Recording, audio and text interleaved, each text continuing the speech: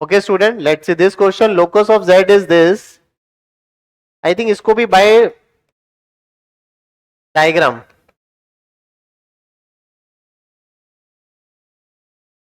मतलब bye analysis आप इसको कर सकते हैं. कैसे? लोकस ऑफ z आर्ग्यूमेंट, अब इसको थोड़ा ध्यान से देखना पड़ेगा. वो कह रहा है इसका आर्ग्यूमेंट z माइनस, यानी ये क्या बताता है, अगर आप बच्चों थोड़ा ध्यान से समझते हो इसका मतलब क्या है. z -1, ये 1,1, ये रहा 1,1. अब z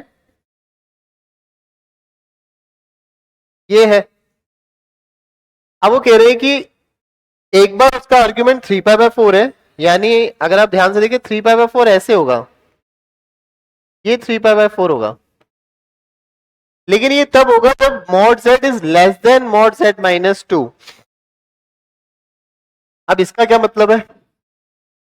इसका मतलब अगर आप ध्यान से देखें, अगर इक्वल टू होते, यानी एक पॉइंट है 2,0, एक पॉइंट है 0,0. इक्वल टू कब होता है? जब ये अलोंग द एंगल बाइसेक्टर, यानी ये 1,0 पे आता. तो वो कह रहे हैं कि z यहां पे घूम रहा है और लेस देन है, यानी ये एंगल बड़ा है, यानी z यहां कहीं होगा. समझ में आ रही बात? ये थोड़ा बहुत समझना पड़ेगा कि इस केस में z यहां कहीं घूम रहा है, और इस केस में, इस वाले केस में 0,0, ये पॉइंट हो गया 2,0, फिर से एंगल बाइसेक्टर, यानी z आपका यहां कहां घूम रहा है, क्योंकि z का डिस्टेंस इससे ज्यादा दूरी पे कंपेरेटिवली टू दिस. ठीक है,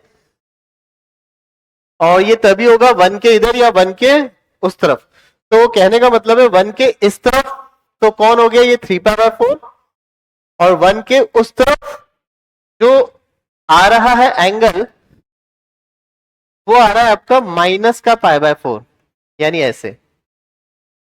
ठीक है, और तो सिंपल अगर देखा जाए तो ये इसका डायग्राम है, which is basically the set of two raise.